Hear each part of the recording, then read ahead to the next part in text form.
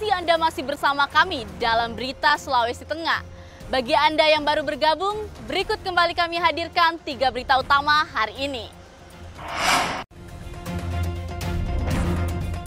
3 penumpang perahu terbalik di Morowali akhirnya ditemukan dalam keadaan tak bernyawa.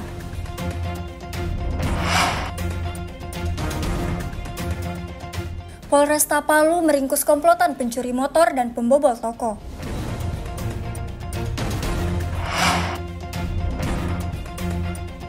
Tenaga honorer membangun sekolah alam di Sigi dengan modal sendiri.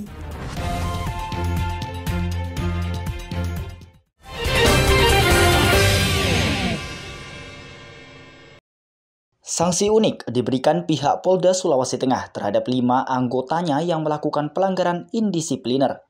Ya, berbeda dengan sanksi pada umumnya. Kali ini kelima anggota polisi diberi hukuman mengenakan rompi berwarna merah bertuliskan khusus pada bagian belakang. Kelima anggota Polda Sulawesi Tengah ini mendapat sanksi unik dengan mengenakan rompi berwarna merah di hadapan seluruh personel Polda Sulawesi Tengah. Kelimanya dihukum karena melanggar tata tertib dan disiplin. 2 diantaranya tidak profesional dalam menjalankan tugas dan 3 orang lainnya absen tanpa keterangan.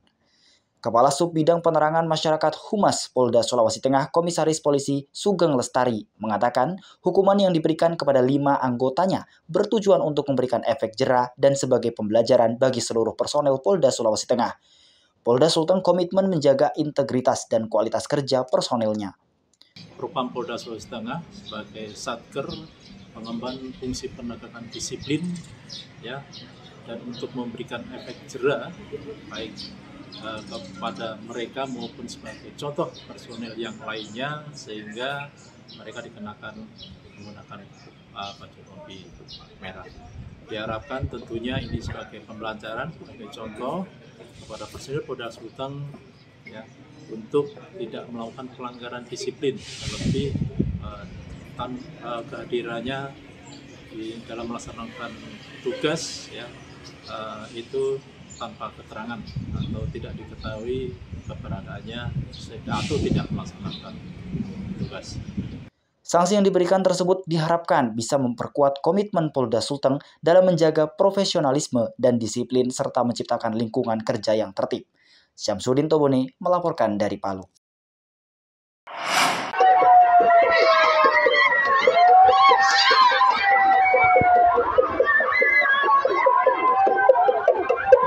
Puluhan emak-emak berlari terhuyung-huyung keluar dari lorong melalui jalur evakuasi bencana di Kelurahan Besusu Barat, Kecamatan Palu Timur, Kota Palu, Sabtu pagi.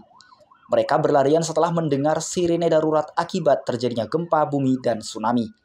Jangan kaget dulu, ini hanya adegan yang diperagakan dalam simulasi bencana Desa Tangguh Bencana, Kelurahan Besusu Barat, Kota Palu.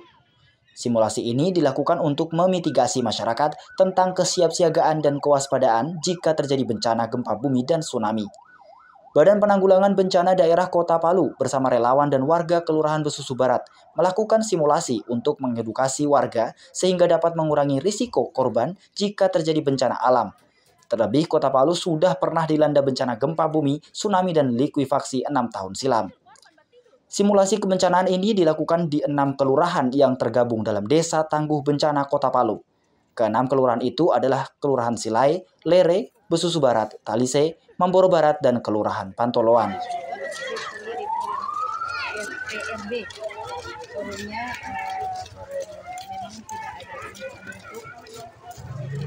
Lurah Besusu Barat, Adriani, mengatakan simulasi kebencanaan merupakan program Badan Nasional Penanggulangan Bencana bersama Forum Pengurangan Risiko Bencana di tiap-tiap kelurahan yang memiliki status rawan bencana. Untuk logistik itu kita sudah ada tempatnya itu di kantor kelurahan. Insya Allah kalau akan terjadi bencana semuanya kita sudah siap karena kita punya forum FRB di Kelurahan Besusu Barat. Termasuk juga mungkin jalur-jalur evakuasi. Jalur evakuasi itu sudah ada, tempat-tempat juga evakuasi itu sudah ada kami siapkan seperti di Al-Hidayah, di Polres, kantor DPR, dan Korem. Kegiatan itu mendapatkan dukungan dari pemerintah Kota Palu. Kepada setiap kelurahan maupun kecamatan dihimbau agar dapat mencontoh simulasi kebencanaan tersebut. Kegiatan itu diharapkan menjadi upaya edukasi tentang mitigasi bencana di Kota Palu. Di mana kita tahu bahwa daerah kita ini sudah ditakdirkan oleh Allah bahwa di bawah banyak lempengan sehingga potensi terjadi bencana kapan saja bisa terjadi, kita tidak tahu. Tetapi langkah-langkah mitigasi, preventif, pencegahan sebelum terjadi bencana sudah harus kita lakukan. Minimal masyarakat tahu apa yang harus dilakukan sehingga mengurangi terjadinya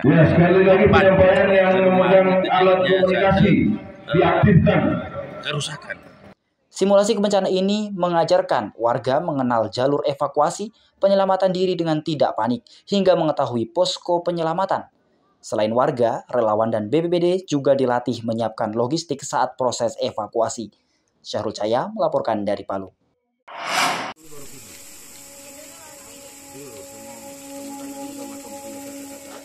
Usianya telah memasuki lansia, namun semangatnya tak pernah kendor dalam berkarya dan mengabdi untuk negeri. Ia tetap terlihat tangguh dan berdaya di hari tuanya. Itulah Said Tolao, seorang honorer asal Desa Toro, Kecamatan Kulawi, Kabupaten Sigi. Meski sudah berusia 74 tahun, Said masih tetap gigih dan penuh semangat dalam mengajar anak-anak di desanya. Tidak hanya pendidikan umum, tapi juga bagaimana menjaga alam dan hutan, khususnya di wilayah Desa Toro, Kecamatan Kulawi, Kabupaten Sigi. Sejak tahun 2015 silam, Said membangun sebuah sekolah yang murid-muridnya merupakan anak-anak Desa Toro. Sekolah yang diberi nama Sekolah Alam Toro ini mirip gubuk kecil, berdinding kayu dan beratapkan daun rumbia. Said menuturkan jika Sekolah Alam Toro dibangun dengan bermodalkan uang pribadinya. Meski sangat sederhana bangunannya, namun jumlah murid yang datang belajar cukup banyak. Tercatat sudah lebih 50 orang, mereka tidak hanya usia sekolah dasar, tapi juga usia sekolah menengah pertama. Penyelenggara negara, provinsi, pusat, kabupaten, kecamatan, bahkan desa, tolong dipikirkan masalah sekolah alam ini. Karena saya bangun sekolah alam ini, membantu pemerintah pusat, membantu pemerintah provinsi, kabupaten dan kecamatan dan desa, supaya generasi masa depan itu mereka itu punya etika dan punya akhlak. Untuk menuju sekolah alam tersebut, murid-murid dengan kaki telanjang melintasi jalan setapak, melewati kebun coklat warga sejauh 1 km.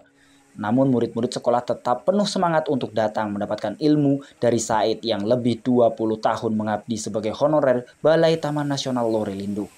Salah seorang murid sekolah alam, Humairah, mengaku senang bisa mendapatkan ilmu pengetahuan tentang aturan adat dan pengawasan hutan. Hari Senin, Rabu, dengan Sabtu. Enak tidak belajar di sini? Enak. Berapa lama belajarnya? Berapa jam? Dari jam berapa sampai jam berapa? Dari jam 1 sampai jam 3. Terus setelah pulang sekolah ya? Kini Said bisa membina dan menanamkan kesadaran anak-anak sejak dini di desanya untuk menjaga hutan dengan tidak menebang pohon sembarangan, yang menjadi pemicu bencana baik banjir maupun longsor. Ikram Boyaoge melaporkan dari Kabupaten Sigi.